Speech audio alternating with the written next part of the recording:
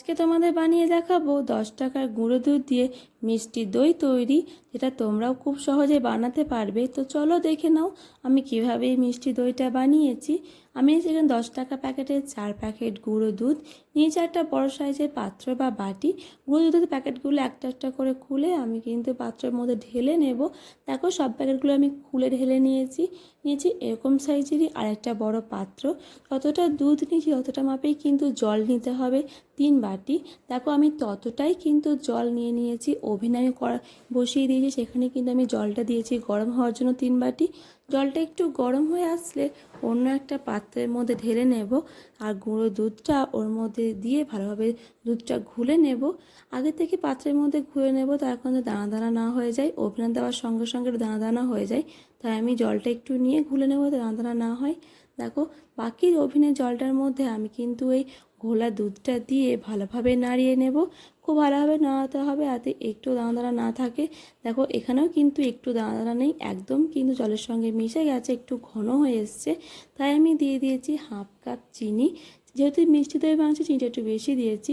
ভালোভাবে আমি এটা নাড়িয়ে দেখো একদম দুধটা ঘন করে নিয়েছি। এবার ঠান্ডা হওয়ার জন্য নিচে নামিয়ে রাখলাম।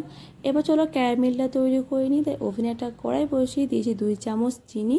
ওভেনটা কমিয়ে খুন্তির সাহায্যে ভালোভাবে নাড়তে হবে। এখানে জল বা কোনো কিছু ইউজ করিনি, শুধু চিনি দিয়ে আর ভালোভাবে খুন্তি নাড়িয়ে এই ক্যারামেলটা তৈরি করে নিয়েছি। এবার চলো ব্রাউন কালার হয়ে গেছে, তাই আমি দুধটা দিয়ে ভালোভাবে নাড়িয়ে নিলাম। একদম দেখো কিন্তু খুব ভালোভাবেই মিশে গেছে এটা। এবার ঠান্ডা হওয়ার জন্য নামিয়ে রাখলাম কিছুক্ষণ। যতক্ষণ ঠান্ডা হচ্ছে দুধটা, আমি ততক্ষণ চলো দইটা ফেটিয়ে নিই। আমি নিয়েছি এখানে 2 চামচ টক মিষ্টি দই। খুব ভালোভাবে আমি এটা ফেটিয়ে নিয়েছি।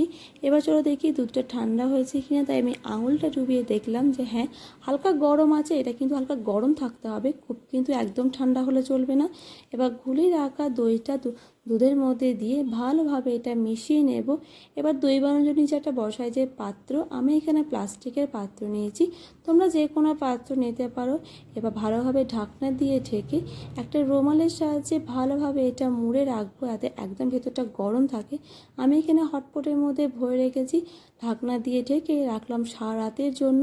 চলো আমি এবার সারা রাতের জন্য রেখে সকালে দেখি খুব ভালোভাবেই এটা কিন্তু হয়ে গেছে। এবার চলো ওড়নাটা খুলে এবার রুমালটা খুলে আমি দেখলাম দইটা কিন্তু একদম খুব ভালোভাবে বসে গেছে, একদম দোকানের মতো পারফেক্ট। তোমরা এটা বাড়িতে অবশ্যই ট্রাই করো। আর প্লিজ ভিডিওটি ভালো লাইক কমেন্ট শেয়ার অবশ্যই করবে, প্লিজ সাবস্ক্রাইব করে যাবে। তো বাই।